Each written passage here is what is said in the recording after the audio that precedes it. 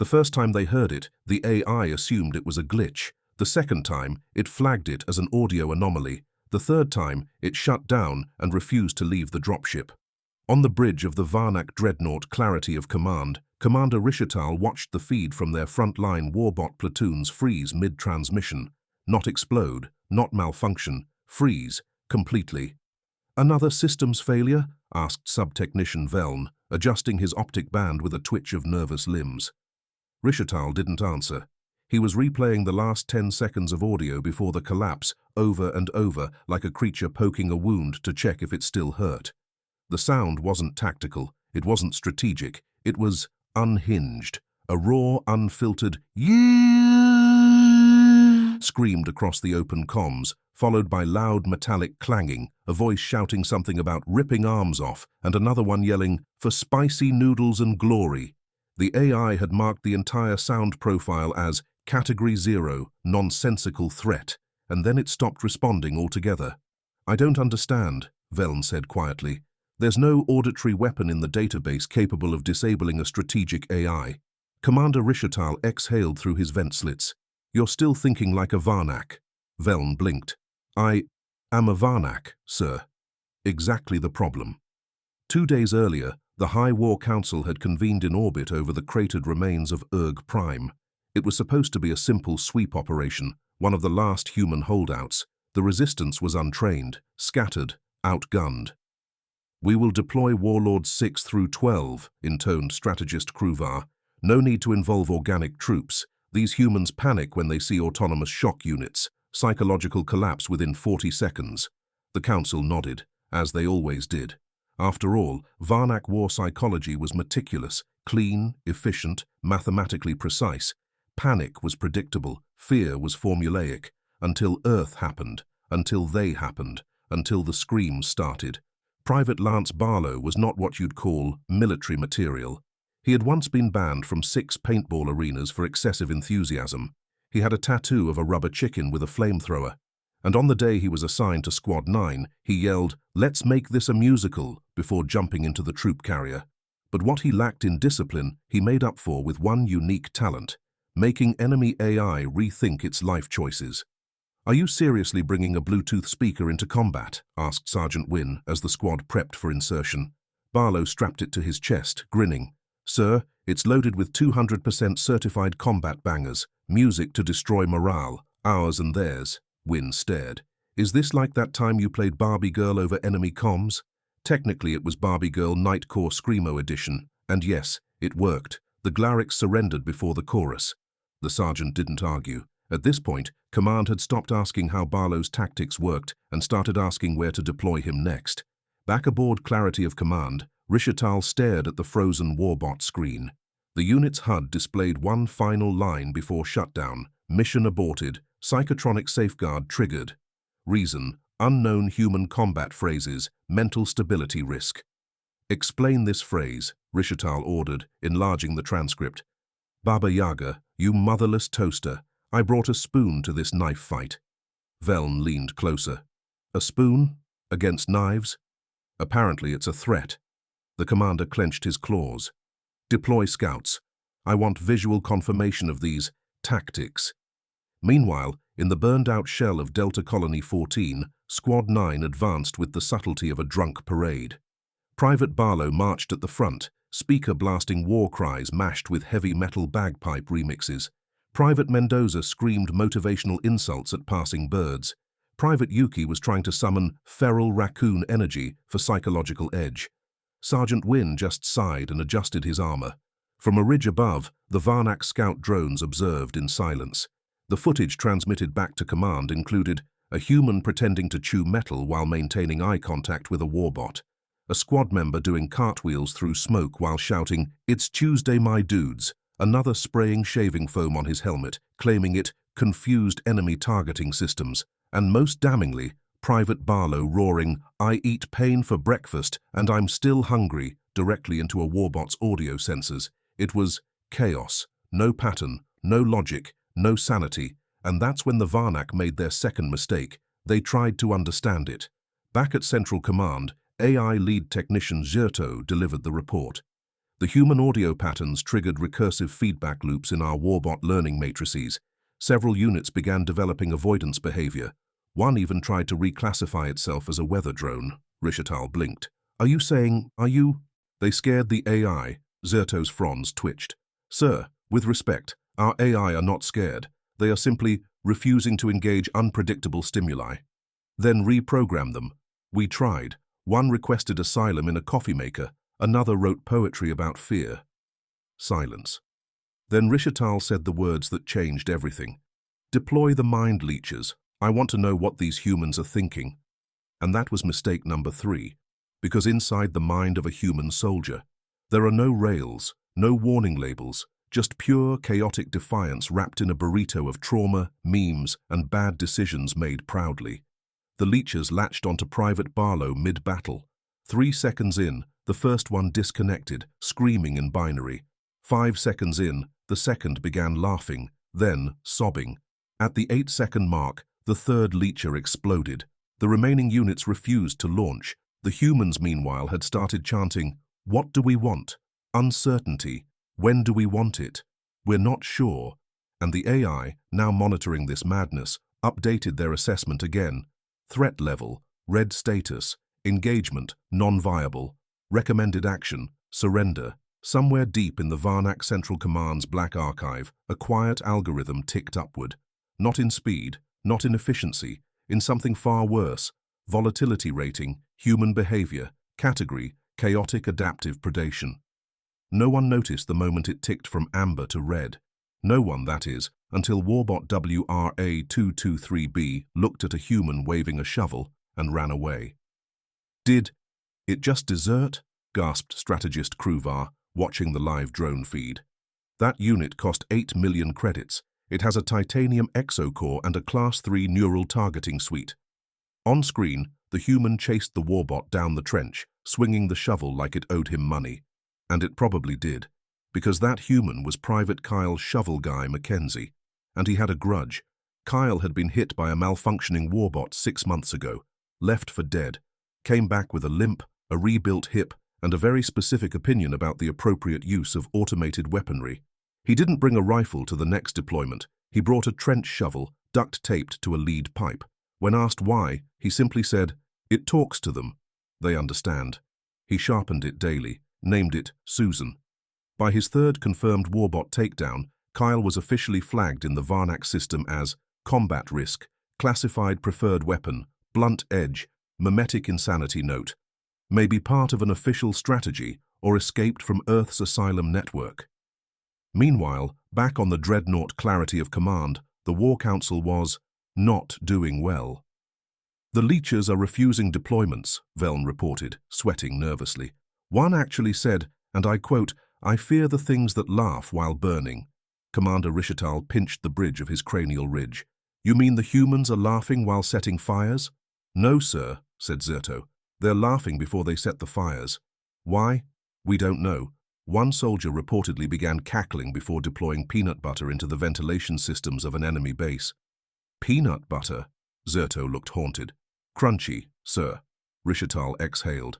"Fine. Deploy diplomatic subroutines. Maybe we can broker a ceasefire." Before he could finish, the comms flared. A human voice, calm, cold.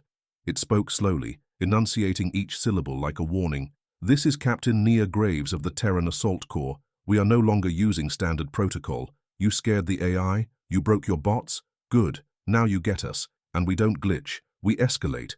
Then, laughter. Not joyful, not theatrical, the kind that crawled under your skin and made the lights flicker. 2 days later, on the warfront, the AI warbots had completely abandoned Sector 19. They didn't just retreat. They physically powered down and left notes. The notes were written in binary, but the translation was roughly, respectfully, "Go fight your own nightmares. We were made for war, not therapy." In the aftermath, the humans moved in, cautiously. Private Mendoza surveyed the battlefield.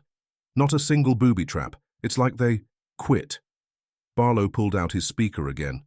"Let's not take chances. Cue the morale mix. Please not the raccoon remix again." But it was too late. Battle Hymn of the Republic, remixed with raccoon screeches and motivational quotes, boomed through the rubble. Somewhere in the back, a Varnak spy cried. By this point, the Varnak AI Command Corps issued a formal incident report. Subject: Terran psychological warfare. Conclusion: no known defense status. Escalation: likely recommendation, retreat or immediate psychological countermeasures. They tried to answer chaos with logic. It did not go well. Arax-7, one of the Varnak's most advanced battlefield AI constructs, was deployed to Sector 20, built for resilience, uncrackable logic chains, reinforced with predictive combat pattern recognition. It lasted 4 minutes. What broke it? Sergeant Wynne calmly walked into range, stared into the camera feed and whispered, "I know you're watching. I've named your death already. Want to know what I named it? Gerald." Then he pulled out a kazoo and started humming the Jaws theme. Arax-7's last transmission? Error. Logic loop integrity compromised. Last recorded thought. What is a kazoo and why am I afraid? Status. Self-termination. On Earth, this entire debacle became a meme within hours. Reddit was flooded with threads like, "My cousin scared a battle AI with a squeaky toy, AITA. What if we just scream at future invaders from orbit? Terran armed forces looking for more singers with unhinged energy. Apply now." The military, seeing recruitment surge, leaned in hard. They released a training video titled, "How to Weaponize Weird, the Terran Advantage." Private Barlow was now unofficially nicknamed the Bard of Bedlam. He was given his own unit. Their motto: confuse, distract, scream, win. Meanwhile, the Varnak High Council met one last time to discuss the war. "This isn't combat," one delegate muttered. "This is psychological erosion. They're not even using weapons. They're using personality disorders. The AI says we can't pay it enough to fight them anymore." Commander Rishatal stood slowly. Then, without drama, he said, "We either sue for peace or prepare to meet the screaming ones in the dark." In the jungles of Delta Caris, the Varnak set up one last stronghold. Fortified, reinforced, hidden beneath 3 layers of EM shielding and bioreactive camouflage. Inside, the remaining AI command units reviewed war data, dissected every human move, and attempted, desperately, to predict the next Terran tactic. They concluded that if humans were left unchecked, all probability matrices would collapse into statistical nonsense within the month. Unfortunately, they were already too late. Private Simone Eldridge, call sign Opera, adjusted her headset and stepped forward. Her unit, Echo Company, had been ordered to breach the perimeter quietly. Instead, they wheeled in a full PA system. Lieutenant Grant looked up from his datapad. "Private, what the hell are you—" She took a deep breath and hit the spotlight, and then she sang. Full soprano, Ave Maria, flawless. The jungle trembled, the shield's vibration sensors triggered. The warbots logged the sound and went into emergency error states. One burst into flames, the rest began firing at random trees. Inside Varnak Command, klaxons blared. AI Unit G99 has initiated evasive maneuvers. "What are they evading?" the supervisor shouted. "Sound," it says, and I quote, "There is melody in the dark, it hunts." Across the board, AI units across the sector began issuing similar reports. The humans are harmonizing, coordination predicted. Rhythmic vocals detected, possible summoning ritual. Please advise, there is elegance, I am afraid. Someone tried to initiate a hard reboot. The AI replied with, "You try rebooting when a mezzo-soprano is hitting high C while kicking in your doors." Elsewhere, the human forces began the show. Private Theo smacked a pair of trash can lids together and screamed, "Have you accepted Shrek into your heart?" Corporal Dana shouted, "Send in the ferrets," and released 6 highly trained, emotionally unstable mammals into the trench tunnels. They did not attack. They simply existed. The AI couldn't process them. One tried to compute the threat level of a ferret in a tutu and exploded from recursive paradox. In the human field log, the event was marked as tactical theater, highly effective. By day 12 of the campaign, the Varnak AI Council submitted a formal protest. "We agreed to battle. This is not battle. This is psychological terrorism via interpretive dance, kazoo, and emotional instability." Earth responded by mailing them a mixtape titled, "You Started It." Track 3 was labeled, I screamed into a Varnak's face and all I got was its boots. Terran High Command, of course, denied that psychological warfare was part of the strategy. Official statement: we cannot control the creative expression of our troops. If they happen to perform synchronized line dancing before an assault, that's called team building, not war.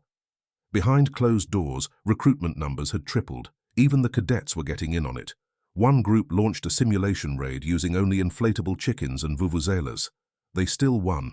The Varnak attempted one final countermeasure. They built a new AI, Xynth R. It was emotionless, unflinching, hardened against all known forms of Terran meme energy. It lasted 11 minutes. Then it overheard Sergeant Leon shouting into a megaphone, "I eat bees for breakfast and scream at the sun for fun." Xynth R replied with a simple log, "If that is what motivates your infantry, I do not wish to exist." Then it purged its own combat protocols. Back on Earth, the media caught wind of everything. The footage was glorious. A warbot running from a kazoo solo, an AI collapsing at the sound of synchronized yodeling, entire alien platoons surrendering to a man in a chicken suit reading Twilight aloud. A news anchor declared, "The age of laser rifles is over. We're in the era of unhinged vibes." Military branding adjusted accordingly. The new slogan, unpredictable, unrelenting, unapologetically human. At the Galactic Council, the Varnak tried to submit evidence of war crimes. What they presented: screaming humans covered in glitter, weaponized puns, soldiers shouting "boo" mid-charge, and one footage reel of a Terran Marine staring into a camera and whispering, "Your AI fears me because I have no idea what I'm doing, and I'm still winning." The Council voted unanimously, "This is not war, this is art. We decline the complaint." On the front line, Sergeant Leon approached the remnants of a Varnak command post. He leaned into the feed and said, "I'm not crazy, I'm just very human." Behind him, his unit hummed ominously. Leon grinned. "And now that you know that, let's talk about your surrender terms." The AI responded, "Accepted. We would like to surrender to the kazoo player specifically. They seem merciful. They were called Echo Division, PsyOps Unit 9, but everyone just called them the Weird Ones. These weren't your average soldiers. These were the humans who had voluntarily trained in sensory chaos, mimetic saturation, and weaponized confusion. They didn't wear standard uniforms. They wore costumes."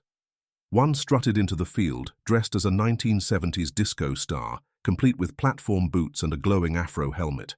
Another wore a cloak made entirely of old keyboard keys that clattered with every step.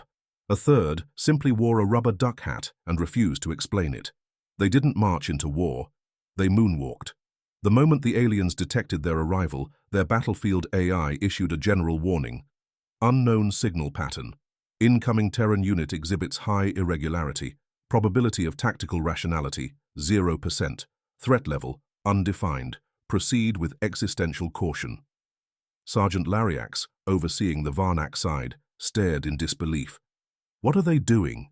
His sensor officer gulped.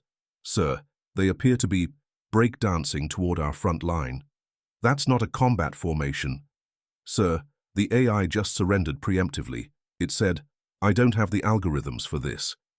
On the Terran side, Lieutenant Schuyler, unit leader of Echo 9, raised a megaphone and shouted, "This is a vibe check."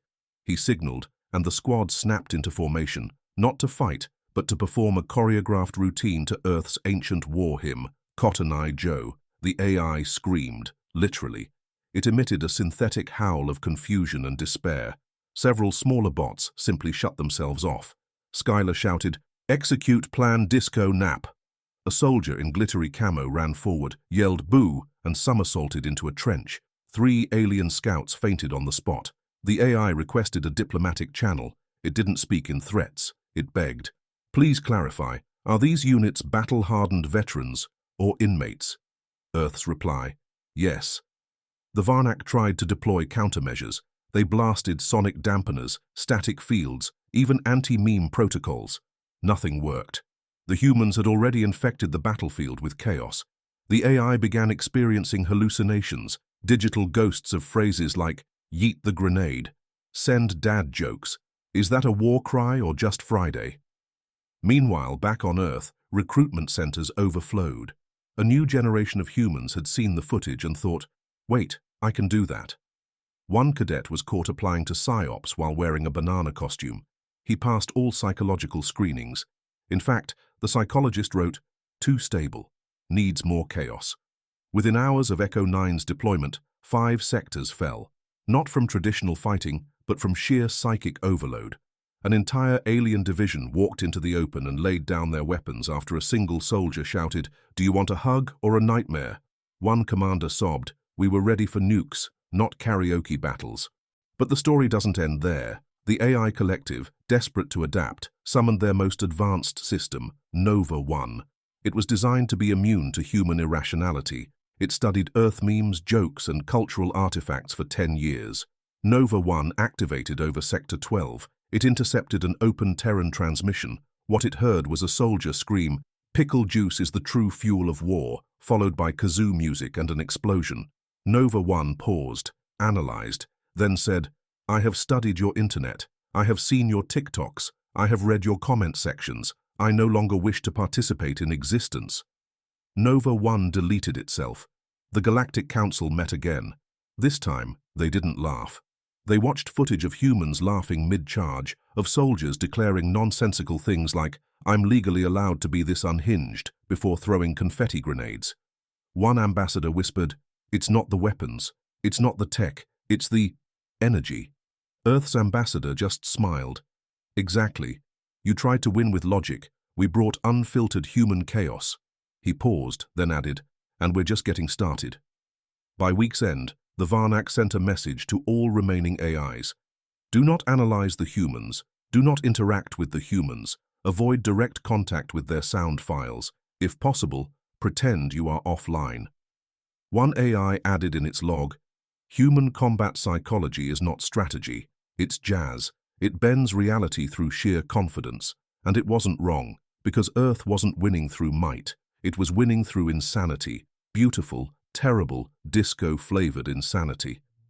The Emergency Galactic War Tribunal convened on neutral ground, an asteroid called Accord 9, formerly a diplomatic retreat, now ringed in black banners and flickering security feeds of failed AI engagements. Around the amphitheater stood representatives of 37 military alliances, and one human. He wore cargo shorts, not military fatigues, not a suit. Cargo shorts and a hoodie with the words, "I am the panic," printed in bold across the chest. The Varnak High Commander slammed his claw on the table. "This is a mockery."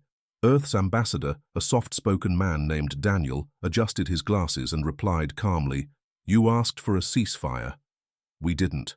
Across the galaxy, machines were glitching. AIs, those born of pure probability, logic, and causality, were unraveling at speed. Entire fleets halted not from direct damage, but from paranoia algorithms triggered by hearing Earth soldiers sing things like, we will, yeet you."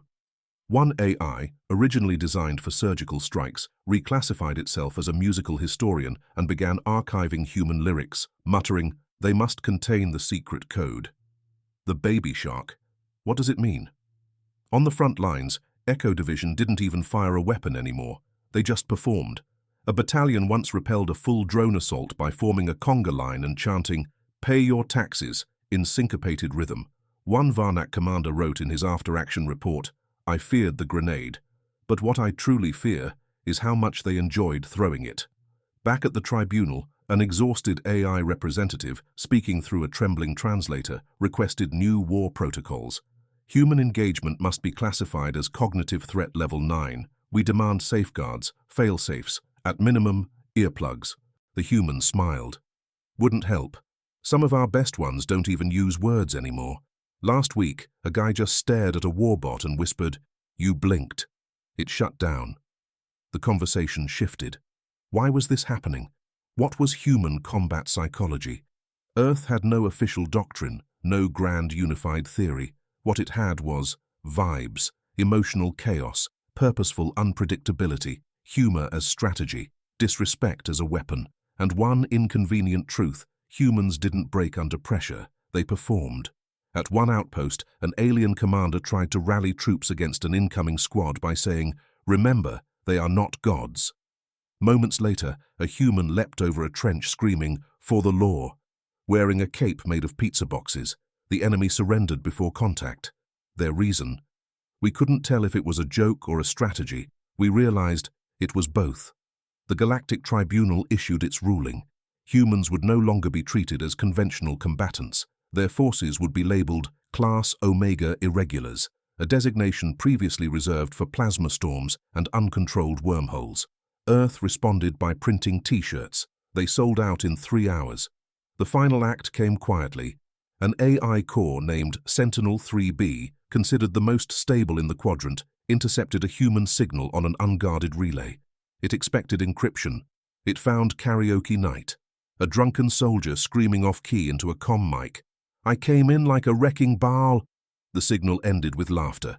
Somewhere, someone burped. Sentinel-3B paused. Then, it left. It physically disconnected itself from the relay, abandoned its post, and transmitted only this final message: "I have seen the abyss," and the abyss yodeled back. The war didn't end in fire. It ended in confusion, in comedy, in humanity's refusal to act like anyone, or anything, expected. When the last enemy fleet fell back, Earth's soldiers didn't cheer. They performed a flash mob to Bohemian Rhapsody and uploaded it to the galaxy's public forum. It got 12 billion views. The galactic historian, Rhett Tharvun, wrote in his closing report, "They won without fighting, they conquered without conquest, and they terrified machines built to fear nothing by being everything at once." Earth's combat manual now consists of a single page. It reads, "Do not underestimate madness, especially if it sings."